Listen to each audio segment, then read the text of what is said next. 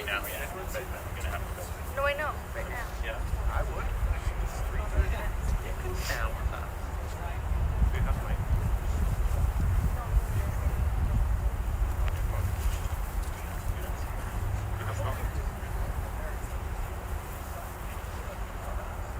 All right, he's here. Brad, he's here. Don't worry about it.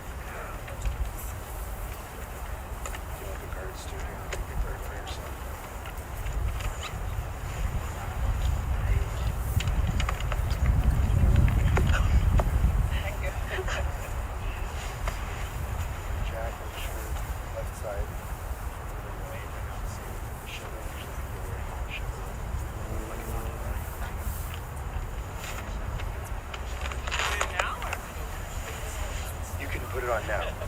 We're going to do a blessing. Hi, yeah.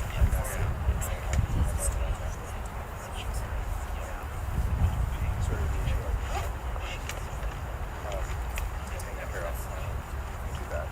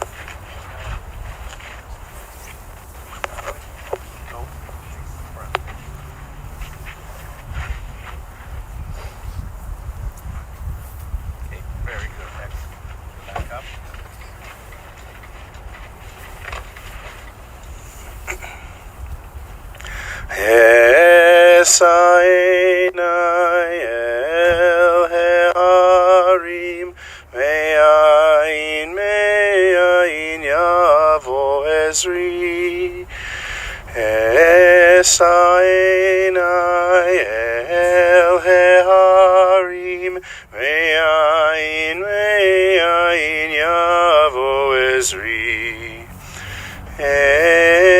Ezri me'im Adonai, Osei shamayim va'aretz. Ezri me'im Adonai, Osei shamayim va'aretz. Al yitin lamod raglecha, al yanum shomrecha. Hine lo yanum velo yishan, shomer Yisrael. Adonai shomrecha, Adonai tzilcha yad yeminecha. Adonai shomrecha, Adonai tzilcha yad yeminecha. Yomam hashemesh lo yakeka, ve'yareach balayla. Adonai yishmorcha mikora, yishmor enafshecha. Adonai yishmor tzedcha uvoecha, me'ata ve'ad olam. Adonai yishmor tzedcha uvoecha, me'ata ve'ad olam.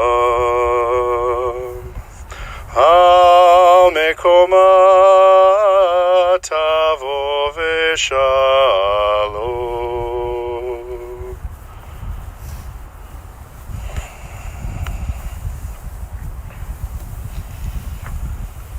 I don't want to be right in front of everybody. Do you want to sit here? It's okay. No, stay here.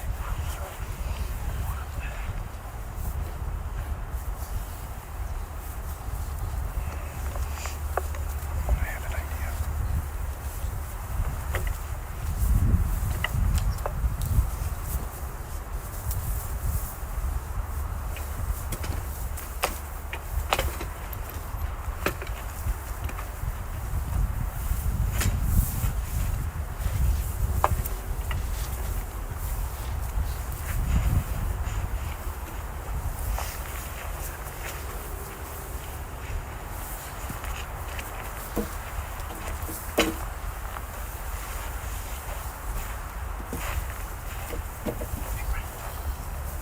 Do you think we can angle it?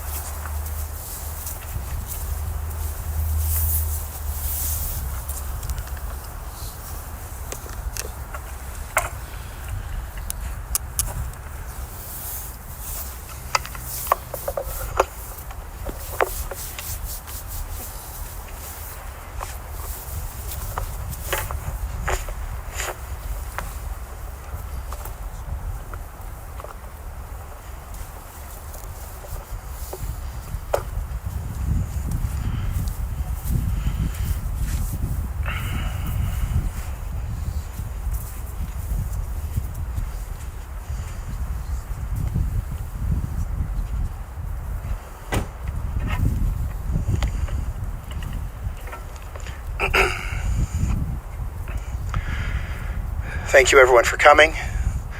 Thank you everyone who has tuned in to the broadcast of this service as we gather together as family, friends, and a community to honor and show our ultimate respect for Annette Kaye, Chana bat Yisrael HaKohen Ufega, the daughter of Israel and Faye Corman, Zichronam Livracha, of blessed memory. We are here to celebrate her life, to accompany her to her final resting place, and we are here to say goodbye. As is our custom, we began with the chanting of a psalm, which will now translate Psalm 121, known as Shir LaMa'alot, a song for ascending. I turn my eyes to the mountains. From where will my help come? My help comes from Adonai, from God, maker of heaven and earth. God will not let your foot give way, your guardian will not slumber. You see, the guardian of Israel neither slumbers nor sleeps. God is your protection, your guardian at your right hand. By day the sun will not strike you, nor the moon by night. God will guard you from all harm. God will guard your life. God will guard your going and coming now and forever. May Annette go unto God in peace.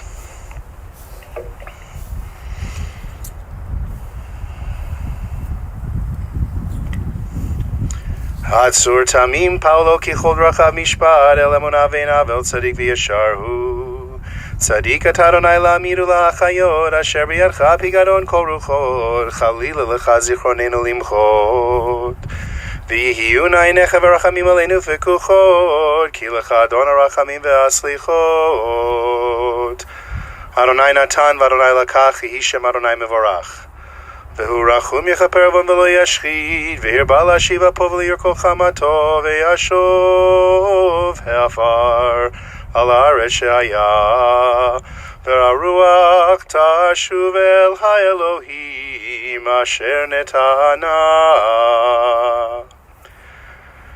The dust returns to the earth as it was, but the spirit returns to God who gave it.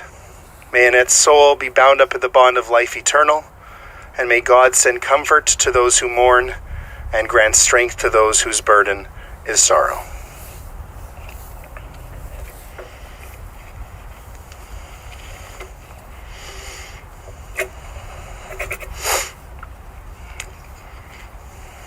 Annette Kaye passed away Friday, the 18th day in the Hebrew month of Kislev.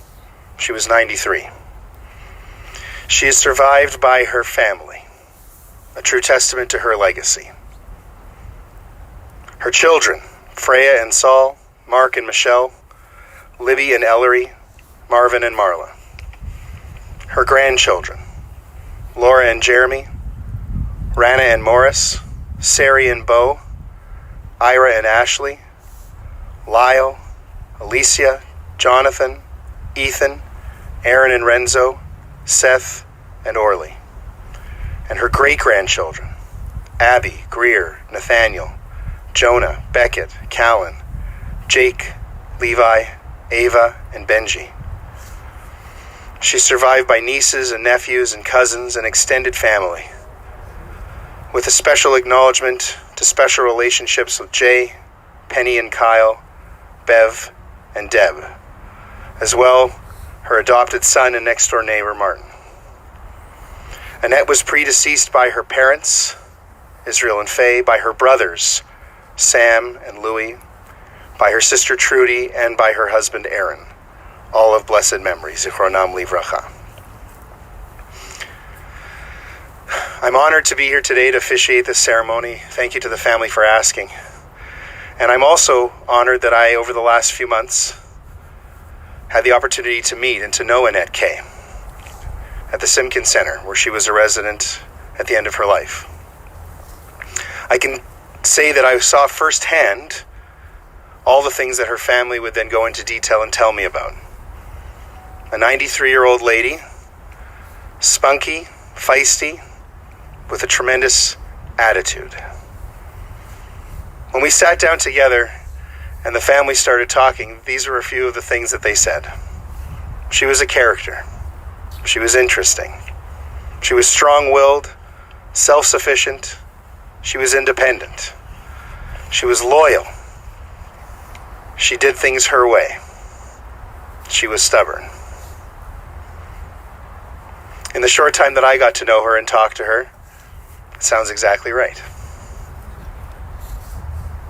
But there's so much more. This just scratches the surface. As we go deeper and we look at the incredible life that was Annette Kaye's and how she will be remembered. For some people, it starts with her love of animals, especially strays, anything she could rescue.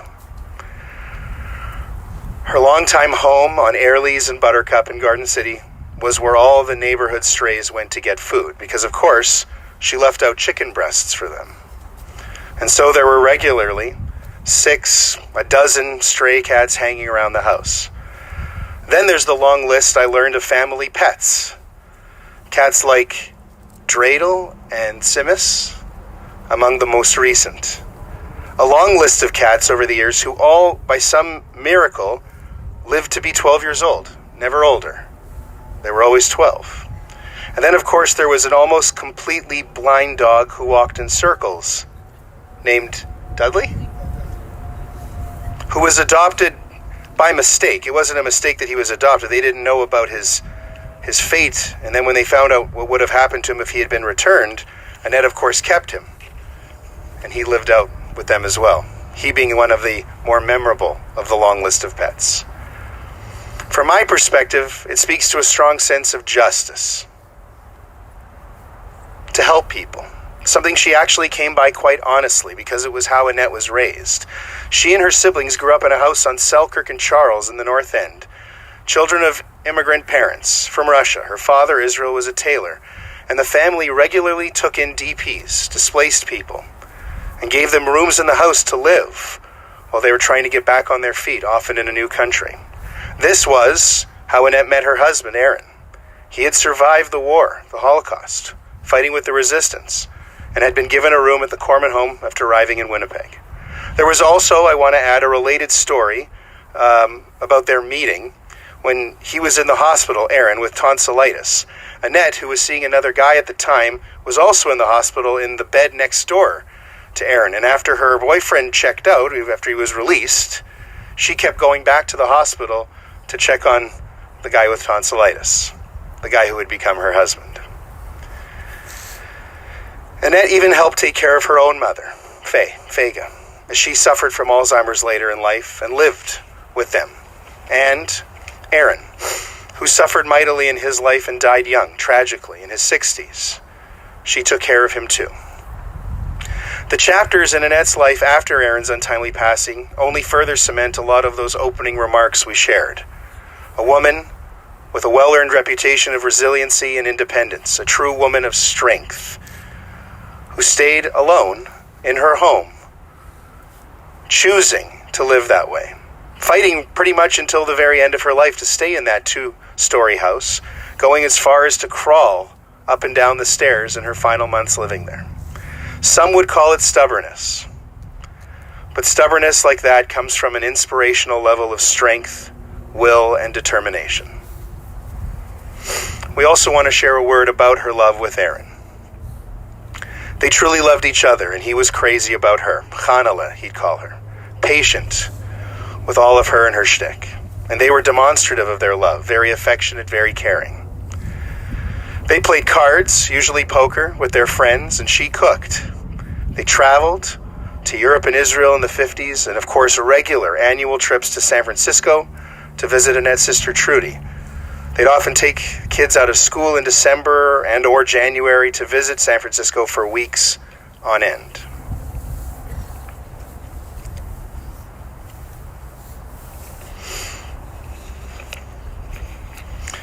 The concept of a truly open home, whether it's to animals or certainly to people, found its fullest expression with Annette, who literally never locked her doors and always welcomed visitors, even complete strangers, sometimes showing up on the front porch asking to use the bathroom for upwards of half an hour. Usually, though, the guests were family or friends, or their kids' friends, and they were welcomed with open arms and certainly a seat at the table, where Annette fed them to show her love. She was a terrific cook. The irony, of course, was that she herself really never ate anything, except tomatoes. They were a freebie, no calories, and junk food. Her junk food drawers and cabinets were always well stocked, chips of all flavors, sweets too. I guess we're sharing her secret, the secret to how Annette proudly maintained her figure through over 93 years of life. But the real secret is how she fed everyone else, with delicious home-cooked recipes that'll be celebrated for years to come at future family gatherings and simchas, and her special brand of love. Her love, and I didn't really see this, but you could kind of tell, also showed itself in her unique use of language. Annette Kaye didn't mince words. She spoke her mind, for better or for worse, and she spoke how she felt, a genuine expression that often found itself in brutal honesty, and colorful honesty. As her son-in-law Ellery said so perfectly, Annette wrote in cursive, and she spoke in cursive. But if you happen to be on the receiving end of a sharp 4-letter word, well, you knew that you were now part of the family. In spite of this tongue, to look at her, especially in her day, you would know that Annette Kaye was an absolutely beautiful woman and a remarkably tremendous singer. She played piano and enjoyed hearing her grandkids and great-grandkids sit at the piano and play for her when they'd visit her house. Had she pursued a career outside the home, she easily could have been a professional singer. And I can tell you, the family played the recordings for me, and I was blown away.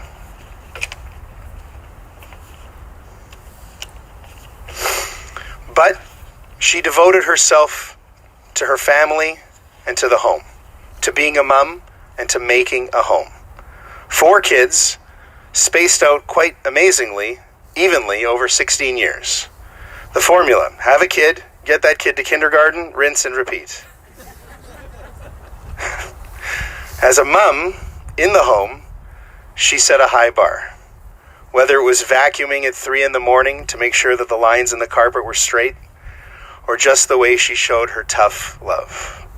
She was famous for moments like when she'd go on strike, and the dishes would keep piling higher and higher and higher next to the sink as she sat around and smoked, lighting the next cigarette from the one she'd just be finishing off. As a Baba, she loosened the reins. Her grandkids remember her as being more fun and funny, truly one of a kind. With the same sharp wit we've been talking about, the same great cooking, the music, and the TV on all the time, and the lights on in every room in the house.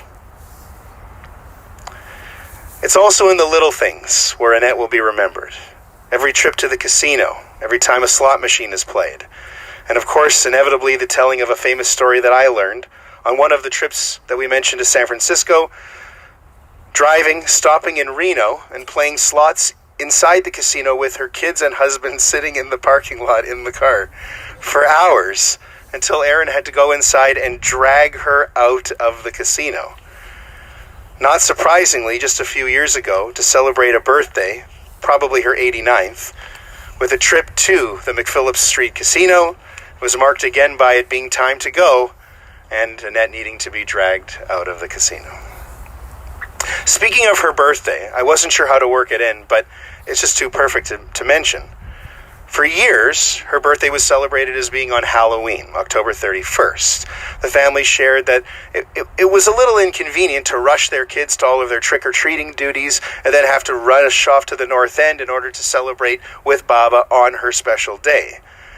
You can imagine how they felt when they found out just a few years ago that her real birthday was October 30th. And she'd been conning them the entire time.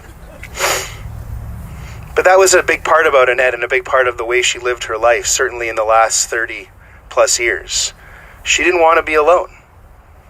And I can tell you, for all the time that I was at Simkin and the weeks that she spent there, her family in different generations were always there, visiting, having meals together.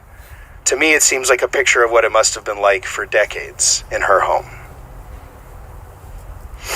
In Jewish tradition, they talk about this concept of a woman of valor. You know, this praise for a woman who made everything taste delicious, kept everything immaculately clean, spoke only nice, kind words, took care of the needy, all of that stuff. Well, I don't think you have to be a woman of valor, or I don't think you have to fit into that exact mold to be a true Eshet Chayil, a woman of valor. True to her form, to her spirit, and to her attitude, Annette Kaye did it her way. It might not work for anyone else, but for her it certainly did. And in her life, through all the generations that celebrate her today and will celebrate her for the weeks and months and years coming, She was exactly that, a woman of valor, precious beyond rubies. When her family played the song for me that she sang so incredibly, I went and found the lyrics, the song, her trademark, "Will you remember, sweetheart?" And one of the lines in that lyric says, "Sweetheart, sweetheart, sweetheart, though our paths may sever to life's last faint ember, will you remember?" One of the teachings that I've learned in preparing for officiating at funerals is this saying that death will come for everyone. The only way we truly rob death of the ultimate victory is to live our lives in such a way that when it does come, it takes us from one corner of the earth that is unquestionably made better because we were in it. Her family, 4 generations, is living proof enough, not to mention all the people who have gathered here today and the many more who are tuned in. In all the lives and all the hearts and all the stomachs that Annette Kaye's life did touch, she will certainly be remembered for having made her corner of the earth one of justice, one of kindness, one of welcoming, and one of strength. May she rest in peace.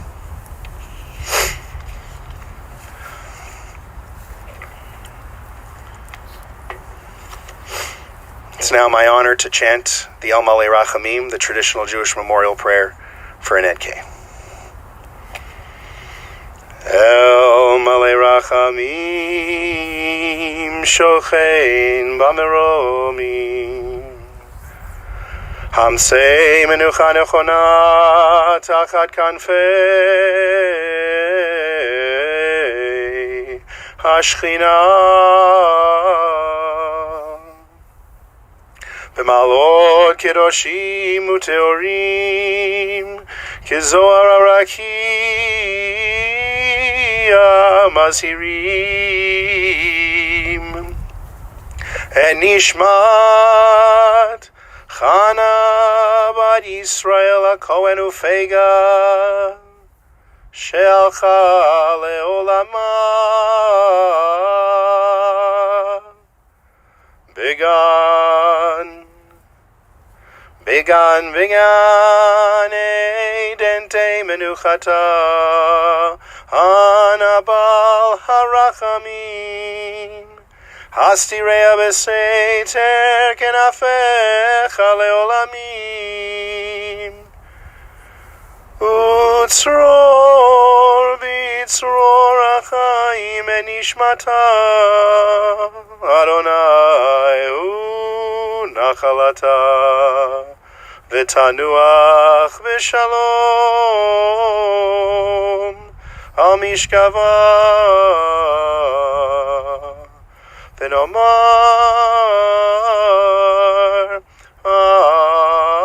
Amen. Exalted, compassionate God, grant infinite rest in your sheltering presence among the holy and the pure to the soul of Annette Kaye, who has gone to her eternal home. Merciful One, we ask that she find perfect peace in your eternal embrace. May her soul be bound up in the bond of life. May she rest in peace. And let us all say together, Amen. Thank you again to everyone for being here. Following the service, there will be a meal of consolation at the Simkin Center in the multi-purpose room. And the family will be sitting Shiva and accepting visitors at Freya and Saul's home, 23 Glastonbury Boulevard, Monday and Tuesday. In the afternoons, both days from 2 to 4, and in the evenings on Monday and Tuesday, 7 to 9. In a moment, we will recite the words of the mourner's Kaddish, and then the family will lead us in the shoveling of earth into the grave. This ties us back to some of the comments we made in the opening remarks, that to accompany a loved one to her final resting place, to take care of her quite literally to the end, is a very sacred practice in Jewish tradition, the way of showing the ultimate respect. We believe that our loved ones deserve to be buried by our own hands, kind, knowing, sorrowful hands, hands that once held their hands. It's a difficult act, to shovel earth into the grave, but it is, and it can be painful, but it is a mitzvah, a selfless act we do without any hope of any reward, to express our love for someone who clearly meant so much to so many people. There are different customs in different Jewish cemeteries around the world. Most people pour 3 shovelfuls of earth. Some people will use the front of the shovel, while some people will use the back. Some people will pass the shovel to the next person in line, while others, as if reluctant to pass on what is maybe a burden, will return the shovel to the earth. The custom that resonates with you, with which you are familiar, is the custom you should embrace, so that there's meaning behind everything that we do, especially rituals that help us in dealing with these moments in our lives. For anyone who doesn't want to use a shovel from the large pile of earth, you may not be able to see it, but just kind of where I'm pointing in front of the family, there's a bucket, a pail, with a small shovel inside and sand that people can use to fulfill the mitzvah as well, so that everyone can participate. Again, after the family lead us, people can line up from both sides. There are multiple shovels, and we can fulfill this together. Just before we do that, we will recite the Mourner's Kaddish, and again, we thank everyone for being here. The Mourner's Kaddish. Yit Gadal v'yit Gadash Shemei Rabah Be'alma Divra Chirutei V'yamlich Malchutei B'chayechon Uv'yomechon Uv'chayei Dechol Beit Yisrael Ba'agala Uv'izman Kariv V'imru Amen. Yehei Shmei Rabah Mevorach Le'alam U'lalmei Almaya. Yitbarach v'yishtabach v'yitpa'ar v'yitromam v'yitnaseh v'yitadar v'yitaleh v'yitalal shemei dekudsha b'richu le'ela min kol birchata v'shirata tushbechata v'nechemata da'amiran be'alma v'imru amen. Yehei shlama Rabah min shemaya v'chayim aleinu v'al kol Yisrael v'imru amen. Oseh shalom bimromav, hu ya'aseh shalom, aleinu ve'al kol Yisrael v'imru amen. May the one who creates peace and harmony on high bring peace and harmony to us, to all Israel, and to all humanity, as again we say, amen. And as we prepare to shovel earth to the family, we offer these words. Hamakom yinachem etchem betoch sha'ar avelei Tzion v'Yerushalayim. May you be comforted and consoled. May God comfort and console you among all those who are or who have ever been in mourning in our community. In this service, we echo the words of Job. Adonai natan v'Adonai lakach yehi shem Adonai mevorach. God has taken, God has given. Blessed be the name of God. May the memory of Annette Kaye be for a blessing, as we mark that her essence will never leave the hearts and souls that she did touch. Thank you again, everyone, and we invite the family to come forward and lead us.